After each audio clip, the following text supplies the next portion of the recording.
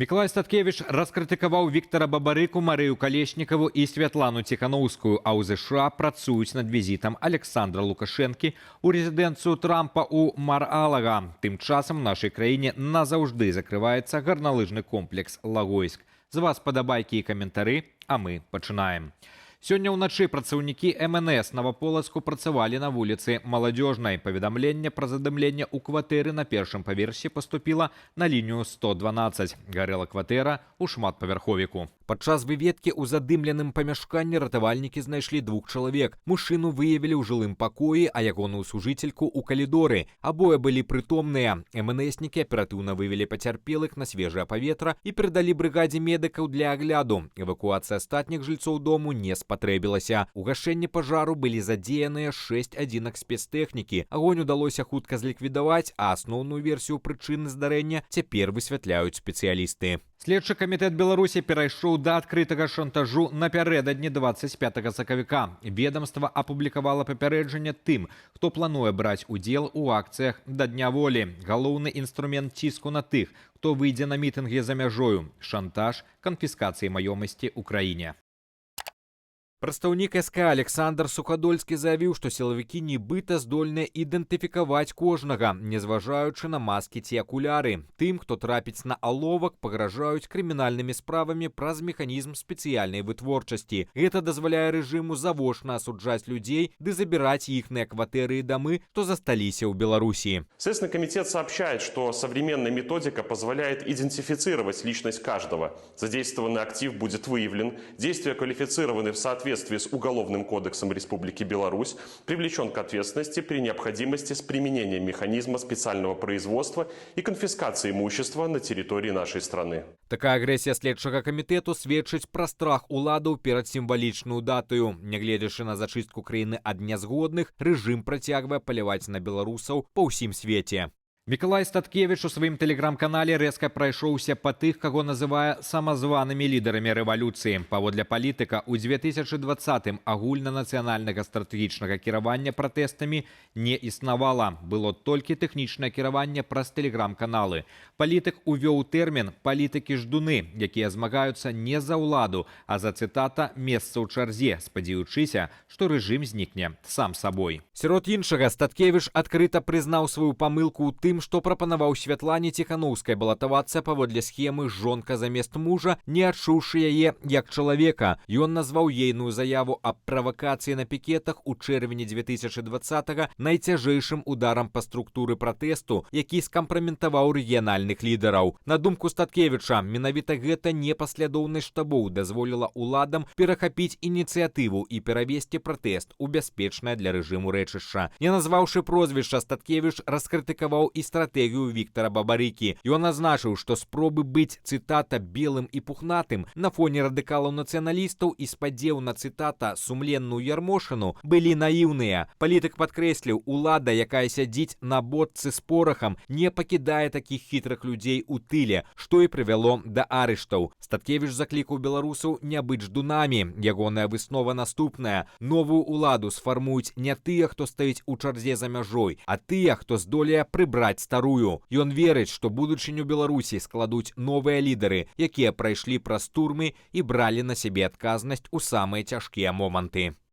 У Беларусі шукаюць месца для сховішча ядравых адкідаў. Пакуль дакладна невядома, дзе ён з'явіцца, але разглядаюцца 3 месцы. Гэта раён БелАЭС на Гарадзеншчыне, зона адчужэння ў Гомельскай вобласці і Магілёўшчына, там, дзе могуць пабудаваць другую атамную станцыю.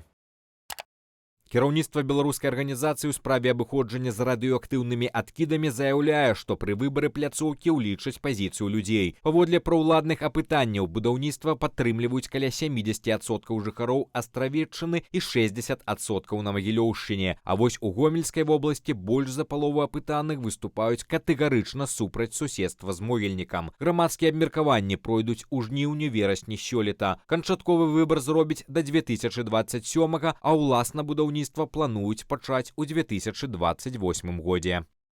Стаўся вядомы яшчэ адзін фэйсбук-аккаунт, з якога беларускім актывістам пішуць супрацоўнікі КДБ, паведамляе праваабарончы цэнтр «Вясна».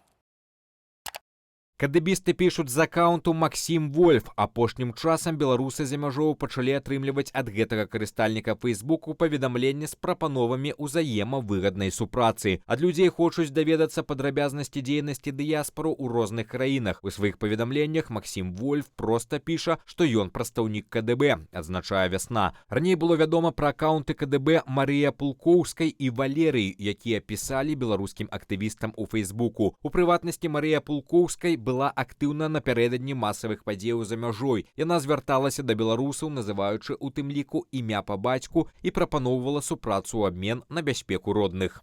Папулярны гарналыжны комплекс «Лагойск» спыняе сваю працу пасля 22 гадоў існавання. Адміністрацыя абвясціла, што 31 сакавіка стане апошнім днём дзейнасці аб'екту. Зарэзерваваць нумары ў гатэльным комплексе на красавік ужо немагчыма, а каманда гарналыжнага цэнтру развітваецца з наведнікамі без тлумачэння канкрэтных прычынаў. Уласнік «Лагойску» кампанія «Трайпл» бізнесоўца Юрыя Чыжа. Пасля таго, як алігарх страціў прыхільнасць Лукашэнкі і прайшоў праз зняволенне, ягоная бізнес-імперыя пачала разбурацца. У 2023 годзе комплекс спрабавалі прадаць праз аўкцыён, аднак пакупніка на маёмасць Чыжа так і не знайшлося. Галоўны канкурэнт «Лагойску» комплекс «Сілічы», што належыць кіраўніцтву справамі Александра Лукашэнкі, працягвае працу ў штатным рэжыме. Далейшы лёс «Лагойску» застаецца пакуль невядомым. А Міністэрства лясной гаспадаркі абвясціла абмежаванне для наведвання лясоў амаль па ўсёй краіне. Прычына – працяглая адсутнасць дажджоў, што рэзка павялічыла рызыку пажараў.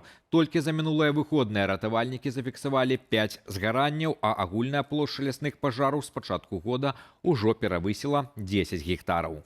У ведомстве падкрэсліваюць, абмежаванне гэта не поўная забарона. Пешу шпацыраваць па лесе ўсё яшчэ можна. Аднак катэгарычна забаронена ўязджаць на тэрыторыю на асабістым транспарце. Перад паездкай беларусам рэкамендуюць правяраць статус свайго раёна на інтэрактыўнай карце Мінлясгаса. Сітуацыя можа палепшыцца ўжо ў канцы тыдня. Сіноптыкі прагназуюць прыход цыклона з інтэнсіўнымі ападкамі, што дазволіць зняць частку забарон і знізіць узровень пажарнай небяспекі. Дзяржаўны мытны камітэт Беларусі паведаміў, што затрыманыя еўрапейскія фуры могуць пакінуць краіну пасля аплаты стаянкі. Кошт захоўвання машынаў істотна знізілі ў параўнанні з першапачатковымі 120 еўрамі за сотні.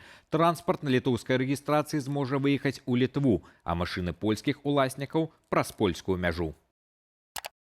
На спецыяльных пляцоўках у Беларусі з лістапада мінулага года ўтрымліваліся больш за 1900 адзінак тэхнікі. Это быў адказ Менску на закрыццё мяжы Літвою ў сувязі з беларускай кантрабандай. Цяпер беларуская мытня заклікае літоўскі бок павялічваць пропуск грузавікоў, каб паскорыць працэс вяртання. Залагоджванне крызісу стала магчымым пасля візіту спецпасланніка ЗША Джона Коула. Александр Лукашенко пацвердзіў, што пытанне захопленага транспарту было часткай перамоваў з амерыканскім бокам.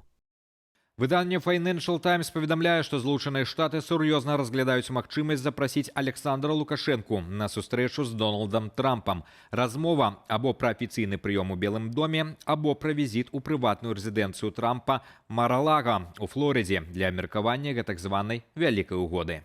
Спецпасланнік Дональда Трампа ў пытаннях Беларусі Джон Коул пацвердзіў выданню, што ўнутраныя дыскусіі наконт гэтага візіту ідуць ужо некалькі месяцаў. Паводле дыпламата, канчатковае рашэнне яшчэ не прынятае, але бакі актыўна працуюць над тым, каб сустрэча адбылася. Сам Лукашенко 20 сакавіка ўжо заявіў, што гатовы да паездкі, каб вызначыць супольныя інтарэсы. Калі візіт адбудзецца, ён будзе азначаць фактычную поўную легітымізацыю Лукашэнкі з боку адміністрацыі Трампа. А на гэтым мы сёння ставім кропку. Беражыце сябе. З вами быў Руслан Ігнатовіч. Пабачымся заўтра.